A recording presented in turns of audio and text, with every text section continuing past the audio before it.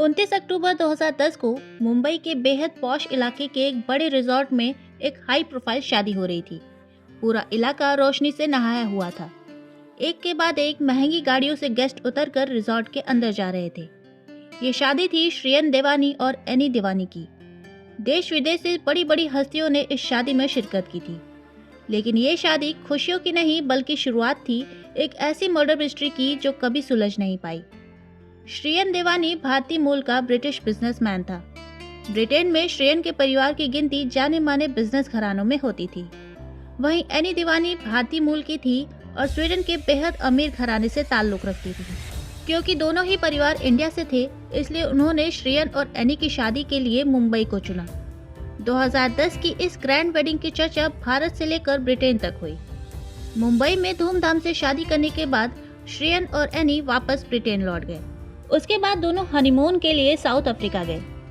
शादी के 15 दिन बाद साउथ अफ्रीका में पुलिस को एक टैक्सी के अंदर एक खूबसूरत लड़की की लाश मिली। साउथ अफ्रीकन पुलिस अभी ये सोच रही थी कि आखिर ये लड़की कौन है और इसका कत्ल किसने किया। तभी उन्हें पता चला कि इस केस की शिकायत किसी ने दर्ज कराई है। शिकायत की थी श्रेयन देवानी ने। आपको ये सुनकर शायद ताज्जुब हो, लेकिन श्रेयन को ये पता था कि उसकी पत्नी एनी का कत्ल किसने किया है। श्रेयन ने अपनी पत्नी को अपने सामने मरते हुए देखा था। श्रेयन ने दावा किया कि उसके सामने ही कातिलों ने एनी को गोली मारी। दरअसल 15 नवंबर के दिन श्रेयन ने ब्रिटेन में अपने परिवार को फोन करके बताया कि 13 तारीख को केप टाउन से थोड़ा दूर टैक्सी से हम घूम रहे थे। तभी कुछ हथियारों से लैस लोगों ने टैक्सी को किडनैप कर लिया और उन लोगों ने एनी का बैग और दूसरा कीमती सामान छीन लिया और फिर उसे गोली मारकर फरार हो गए। श्रेयन और एनी के परिवार के लिए खबर किसी बड़े शौक से कम नहीं थी। पुलिस को जब ये खबर मिली तो हाई प्रोफाइल केस होने की वजह से तुरंत मामले पर एक्शन लिया गया और जल्द ही एनी को मारने वाले तीनों हथियारों को गिरफ्तार भी कर लिया गया। लेकिन कहानी यहीं खत्म नहीं हुई, बल्कि इसके बाद और उलझ गई। तीनों हत्यारों ने पहले तो अपना जुर्म कबूल किया कि उन्होंने लूटपाट के इरादे से टैक्सी को किडनैप किया और फिर एनी को मार दिया। लेकिन कुछ दिनों में कातिलों ने पुलिस को बोला कि उन्होंने श्रेयन के कहने पर एनी को मारा था। जांच शुरू हुई और अब श्रेयन भी एनी के कत्ल का आरोपी था। आखिर क्यों शादी के सिर्फ 15 दिन बाद ही श्रेयन ने अपनी पत्नी का कत्ल करवा दिया।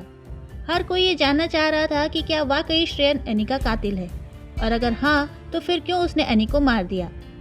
श्रेयन ने इस आरोप से बचने के लिए ब्रिटेन की कोर्ट में याचिका डाली। लंबे समय तक वहाँ इस मामले की सुनवाई होती रही। बाद में श्रेयन को साउथ अफ्रीका हैंडओवर कर दिया गया।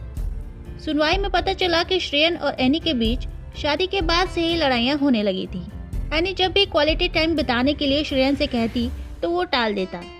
श्रेयन ने भी ये बात कबूली कि उनके बीच कोई और आ गया था, जो कि एक लड़का था और श्रेयन के उस लड़के से संबंध थे। श्रेयन ने ये बात भी कबूली कि वो होमोसेक्सुअल है।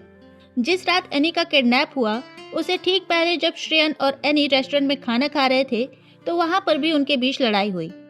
रेस्टोरेंट से निकलकर श्रेयन अपने पार्टनर से मिलने गया और एनी ने उसका पीछा किया और एनी ने उन दोनों को गले लगते देखा। केस अब बिल्कुल साफ हो चुका था। ऐसा लगने लगा था कि शायद श्रेयन ही एनी का कातिल है। ट्रायल कई साल तक चलते रहे। मामला साउथ अफ्रीका की ऊपरी अदालत तक पहुंचा।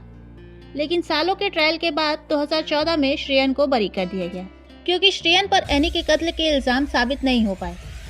श्रेयन का परिवार खुश था, लेकिन एनी का परिवार इंसाफ न मिलने की बात कर रहा था। श्रेयन ने कभी ये नहीं माना कि उसने एनी का कत्ल किया है। 2010 से लेकर 2014 तक अक्सर ये मामला अखबारों की सुर्खियों में बना रहता। लोगों को इंतजार था इस मर्डर मिस्ट्री के सॉल्व होने का, लेकिन वो कभी पूरा नहीं हुआ। हनीमून मर्डर पर काफ़ी चर्चाएं भी हुई, वेब सीरीज भी बनी, लेकिन उस रात की हकीकत कभी सामने नहीं आई। तो आज के इस वीडियो में इतना ही। अगर वीडियो पसंद आया हो तो वीडियो को लाइक शेयर करें और चैनल को सब्सक्राइब करें। मिलते हैं अगले वीडियो में, तब तक के लिए बाय।